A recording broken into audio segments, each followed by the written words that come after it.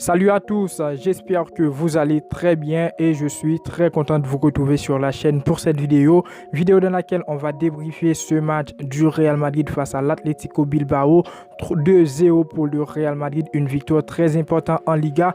Alors pour cette vidéo les frérots, on va voir ce qui a été bon et ce qui a été mauvais dans ce match et aussi on va parler du 11 qu'a aligné Ancelotti parce qu'il y avait pas mal de changements au niveau du milieu de terrain et tout. Alors n'hésitez pas à donner vos avis dans les commentaires. Une victoire très importante pour le Real Madrid. J'attends vos avis les frérots concernant le futur du Real en Liga. N'hésitez pas à donner vos avis, à vous abonner, c'est très important. On est parti.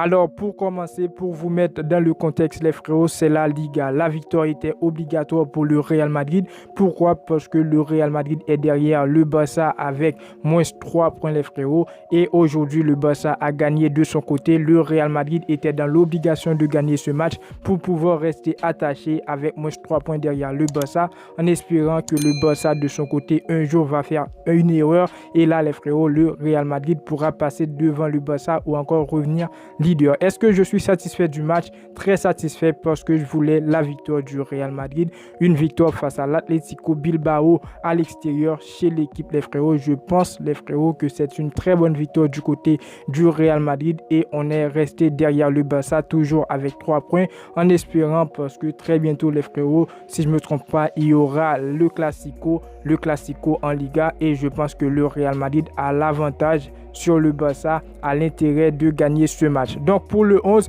on va parler très rapidement. Ancelotti a aligné au but Thibaut Courtois, dans la charnière centrale Rudiger, Militao, en latéral Nacho. On n'avait pas de Cavaral, mais Cavaral, si on l'analyse dans les matchs précédents, on peut le constater que Cavaral, il n'est pas vraiment au niveau. Alors Ancelotti a aligné Nacho à sa place. De l'autre côté, on a Ferland Mendy. On va en revenir sur son match parce que pour moi aujourd'hui, Ferland Mendy, il n'était pas trop mauvais, il a joué un match acceptable. Au milieu de terrain, très grand changement. Ancelotti a décidé de faire des choix forts. Il n'a pas titularisé Modric et Kroos, mais à la place, il a mis Camavinga en tant que titulaire. De son côté, Ceballos et de l'autre côté, les frérots, il a mis Valverde et dans le secteur offensif, on a retrouvé Vinicius, Benzema et Asensio. Alors aujourd'hui, pour ce 11, Ancelotti a décidé de faire tourner et il y avait pas mal de surprises dans le jeu du Real Madrid, pas trop créatif dans la première période. Le Real Madrid était très bon, j'ai apprécié le jeu lors de la première période où le Real Madrid menait 1-0 avec un but de Karim Benzema. Pour moi, le Real Madrid était vraiment dans le jeu. On a vu Camavinga, pour moi, il n'a pas joué un très grand match, mais Camavinga, il a été bon. C'est un joueur qui commence à prendre de la confiance. Et après, le Real Madrid, pour moi, lors de la première période, n'était pas vraiment au top niveau comme le Real Madrid de l'an passé, mais le Real Madrid lors de la première période était bon les frérots parce qu'en face on avait les deux frères qui jouaient très bien sur la défense du Real Madrid et pour moi aujourd'hui la défense s'en est sortie. On a Rudiger aujourd'hui qui n'a pas été très bon, mais Rudiger aujourd'hui il a fait ce qui était nécessaire de défendre pour cette équipe du Real Madrid. Après Militao, c'est le boss. Militao, il reste le joueur clé de cette défense du Real Madrid. Il a joué un très grand match. De son côté, comme latéral, on avait Nacho à la place de Cavaral. Comme je l'ai dit, Cavaral qui n'est plus à son meilleur niveau. Cavaral, pour moi, qui devrait quitter le Real Madrid dès cet été. N'hésitez pas à me dire ce que vous pensez dans les commentaires parce que moi, je ne veux pas voir un Cavaral fini comme un Marcelo. Cavaral au Real Madrid, ça fait longtemps les frérots et j'aimerais pas voir Cavaral fini comme un Marcelo. Je pense qu'il devrait quitter le Real Madrid à ce niveau-là pour ne pas être trop exagéré les frérots. Après Mendy, pour moi, Mendy aujourd'hui, il a joué un très grand match, pas vraiment très bon dans son jeu, mais Mendy aujourd'hui, il a défendu pour le Real Madrid et on l'a vu à plusieurs coups. Malgré il a perdu des ballons, c'est normal, mais par rapport avec le Mendy dans les matchs précédents, pour moi aujourd'hui, Mendy, il a joué au milieu de terrain, très grand changement. On n'a pas vu Modric débuter, on n'a pas vu Kroos, mais il y avait du jeu, il y avait de la créativité, malgré c'est pas trop, mais au milieu de terrain, c'était bon aujourd'hui, je peux le dire. Camavinga, il a débuté un très grand match, malgré on va parler de la seconde période où rien n'était bon du côté du Real Madrid. On a marqué un but grâce à Toni Kroos qui est rentré en jeu. Mais après, je peux dire que la seconde période était gravement dominée par l'équipe de l'Athletic Bilbao. Alors, n'hésitez pas à me dire ce que vous pensez dans les commentaires concernant ce match. Est-ce que pour vous, le Real Madrid a été vraiment bon dans ce match, les frérots? Parce que quand même, ça parle de victoire en Liga, ce qui est très, très important.